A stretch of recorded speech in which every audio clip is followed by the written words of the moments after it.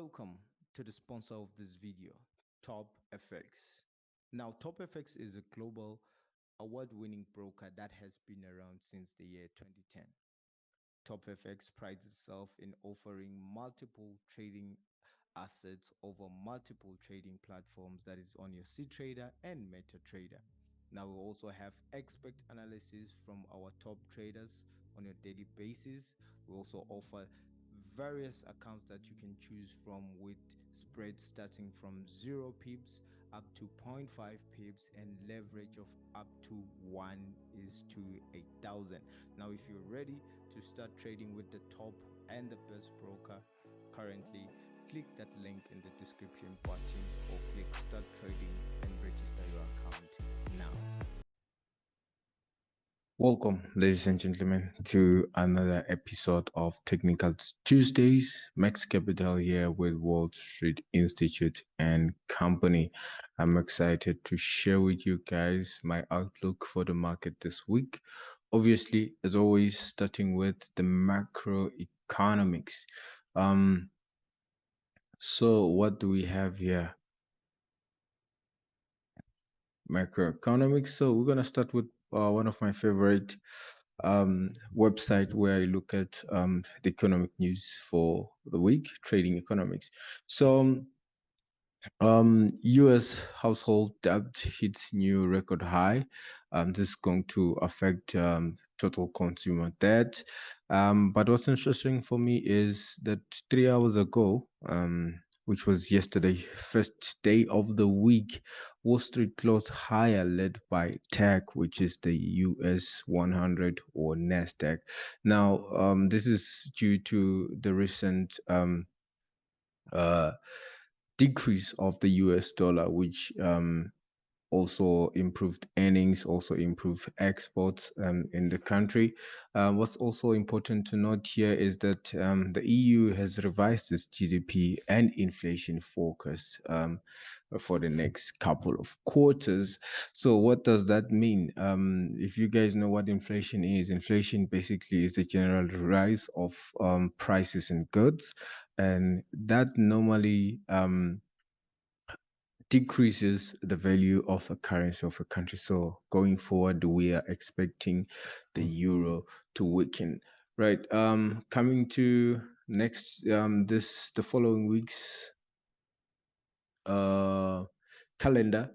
What we had on Monday was the Empire State Manufacturing Index, which is generally from New York, which, according to Trading Economics, we saw that the annual manufacturing activity shrinks more than expected, which is quite bad for the currency. And if you really look at how the dollar performed in recent days, you'd see that didn't perform very well. So going back to the forexfactory.com to see our lineup for the macroeconomics, so to speak, for the week. So Tuesday, 3:30 a.m., just a few minutes from now, we're going to receive some monetary policy meetings from Australia. At 8 a.m., there is a claimant count change, which is almost like NFP. And if the numbers come less than the focus, it'll be good for the currency. Further during the day, late in the evening during the US session, we're going to receive some CPI coming from Consumer Price Index, that is coming from Canada. Um, Wednesday was we're going to have a wage price index from Australia, and the governor of the Bank of England, Bailey, is going to be speaking. Mr. Bailey. On Thursday, we have Australian dollar employment change. So this week is filled with lots of employment change from different economies. Friday, we will have the Federal Reserve Chairman, Mr. Powell, speaking. It'll be very interesting to see if he's hawkish or dovish, and that's going to drive the currency pairs to certain direction.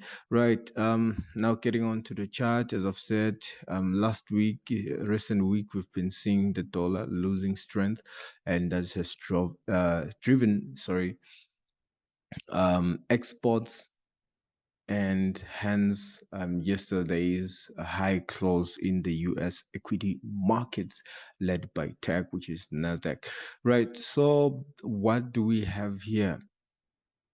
I'll generally operate from this this low, and excuse me, sorry about that. I don't know why my, let's wait for it to load. There we go.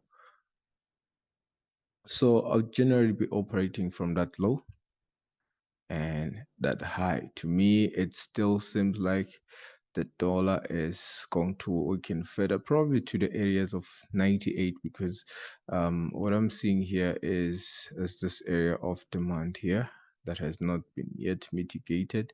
As far as supply is concerned, I think the nearest one within the range, it is this one right here. Hence my anticipation of further weakness to the dollar for probably coming on to the week is going to push further to the upside. I don't know. So jump onto a 4 time frame to see what is really happening here. I noticed something on a 4 hour time frame. The dollar might not even go back to the areas of 104,500, which is this region. But it's still a possibility because there's lots of if I would modify this, there's some areas of supply lying up there. But what was interesting to me was this, right? So this area of 102,900 being mitigated, and today we mitigated this area. There's still lots of liquidity on the upside. However, I wouldn't be surprised if this doesn't just push to the upside and just tanks from here and breaks the 100 mark. So that's it with the US dollar. Now let us see what's happening with gold. See what's happening with gold. Um, let's see what's happening with gold. Sorry, 4 hour time frame. What do we have here? So with gold, once again, one would have to establish the highs and lows. But looking at this, we are bullish. We've got high, high, high, low, high, high, high, low, high, high. Um, yeah, the last higher low being this one here. So I would generally operate from this range, this being my ultimate low and my ultimate high. And what am I looking for here? In the long term, I'm looking for buying opportunities, especially if the market comes back to these lows. It'll be very interesting to see what gold does when it gets to these lows. But this is my general idea of gold. Remember, this is just a market outlook. If you want a further breakdown, just go to the description below and join us on our Telegram, or even text me on WhatsApp to join our WhatsApp group. In recent days, recent last week, so I was operating. I was just taking cells from this pair. Even this week, I think you can still take cells from yeah, from uh 2021 all the way to 1985, 1986. Somewhere you can take your profits there, and then we start looking for buying opportunities. And I'm just quickly rushing through this, but you get the idea, guys. I'm just giving you an idea for the market in the week ahead. And right now, I have the euro in front of me, and hopefully, as you can see, what has been happening here was that we've been having these higher highs and higher lows. So it's high there, higher low here, higher high there, higher low here, higher high here, a higher low here.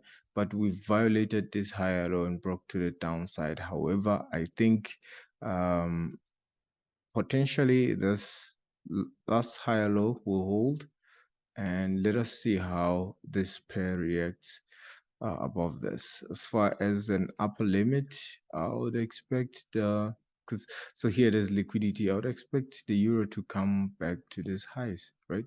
So what do I anticipate from the euro dollar? That's it. This is what I'm looking at for the week ahead. Um, Otherwise, if it pushes further to these highs, I'll be anticipating some sales, probably from these areas of supply.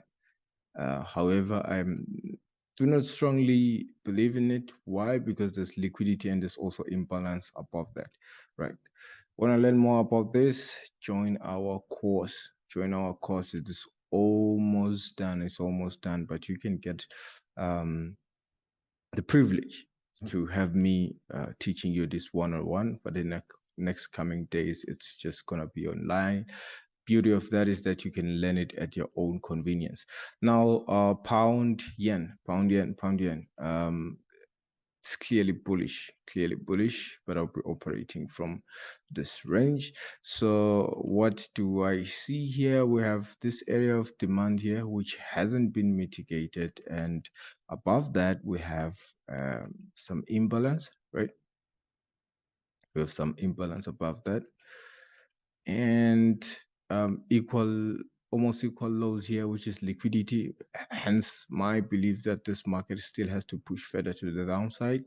We also have that area of supply over there. Let's wait for my chart to load. Sorry about that. There we go. Area of supply, imbalance created here, mitigated. We have liquidity here. So we have liquidity on either side of this market. So if liquidity here, we also have liquidity over there. So it'll be interesting to see how price action reacts to this, whichever way it goes. But I highly believe that we have to tap into this area of 172 and then drop all the way down to 167 500, somewhere in those regions. So this is what I'm looking at this week as far as the pound yen is concerned. Pound Swiss, sorry, pound dollar. Interesting price action here. Interesting price action. However, I still think it's bullish. Looking at this high here, right? This higher low here. This is a high to me, and we have a higher low here, right? And high over there.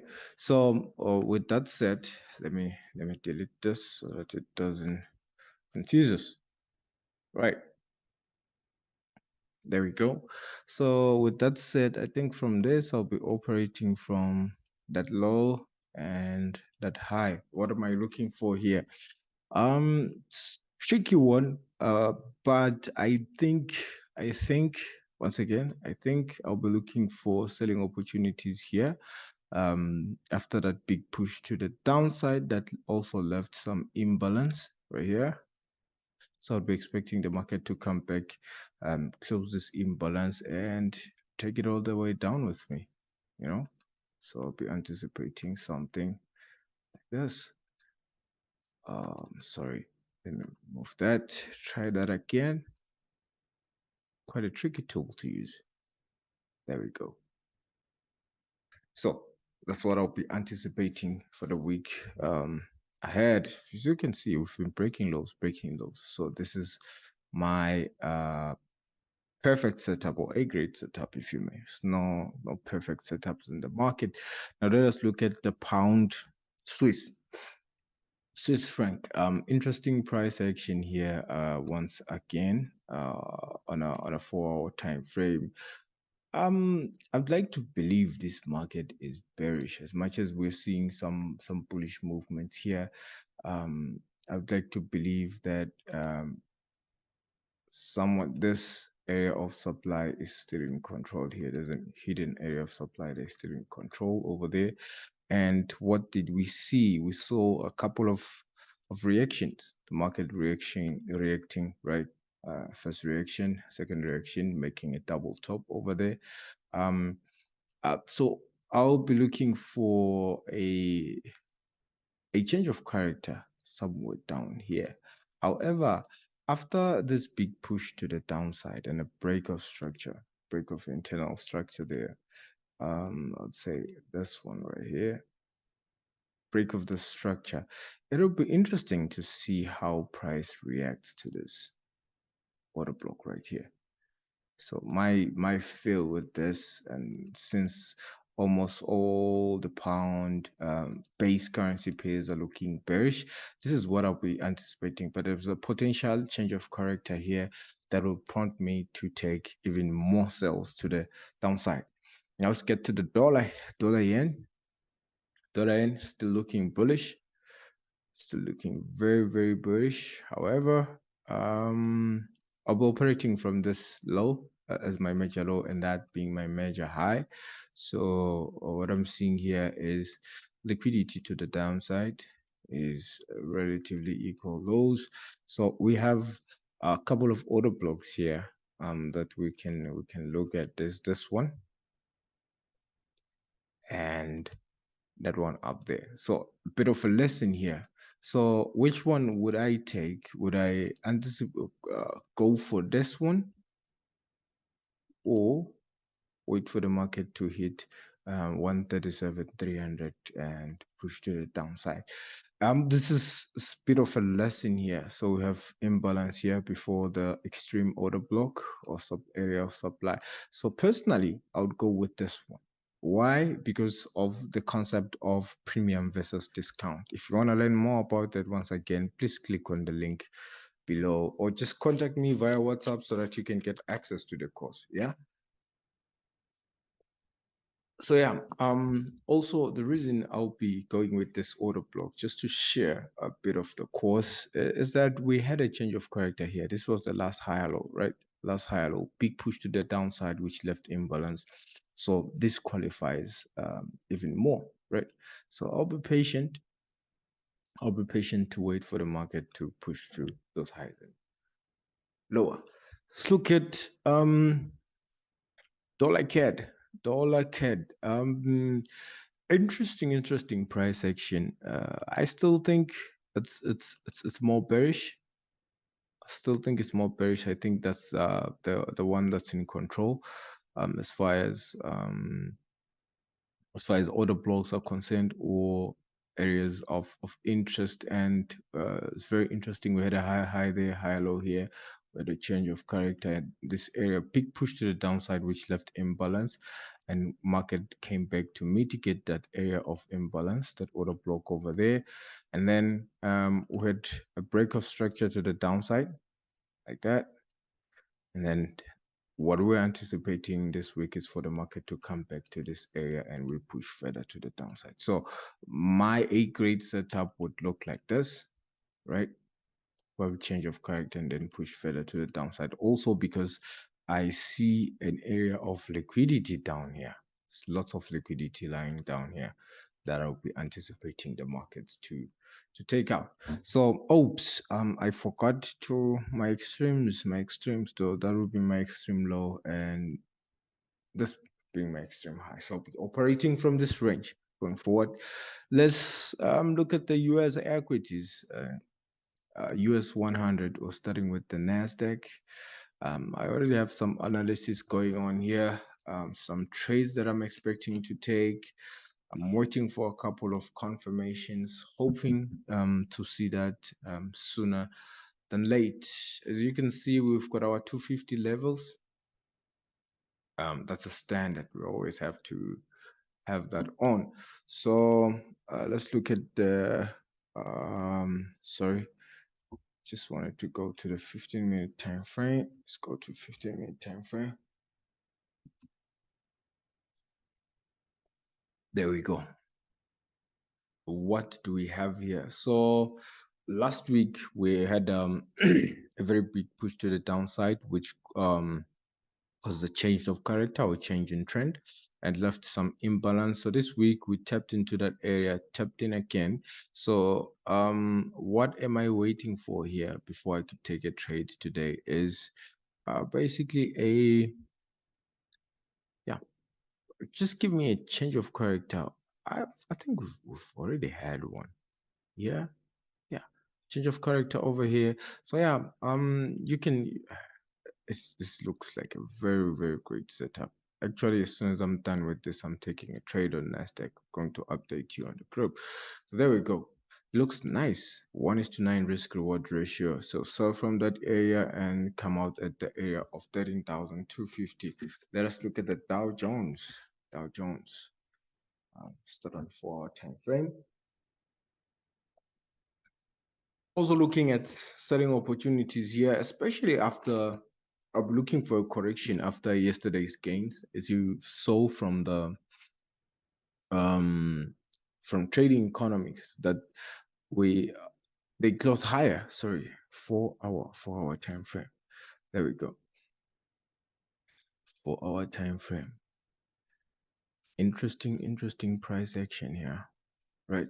But I'm sure you can see that this has just been edging lower. We've got a lower low, lower high. We've got a lower low. Well, this is not a lower high yet. Why? Because we didn't break this low.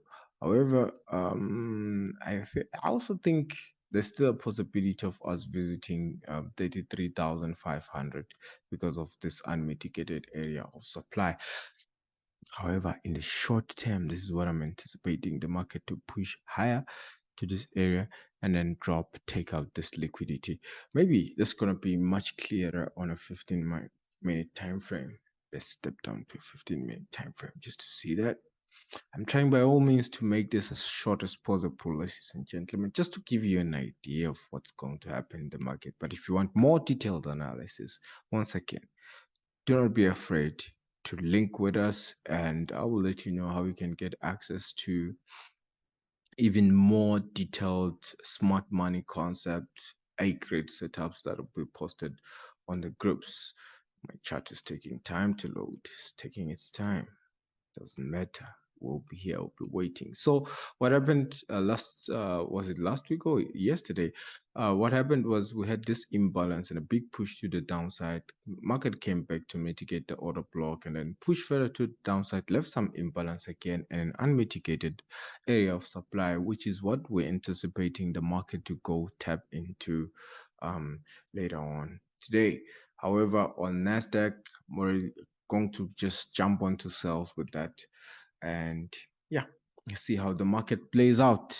The only way to test your edge is to play the game. I mean, take the trades that are worth risking, trade the setups that look like your A grade setups or your playbook setup, so to speak. So that's it, ladies and gentlemen. Stuttering now. Cheers. See you on the group. Very soon we'll be hosting live trading sessions here on YouTube.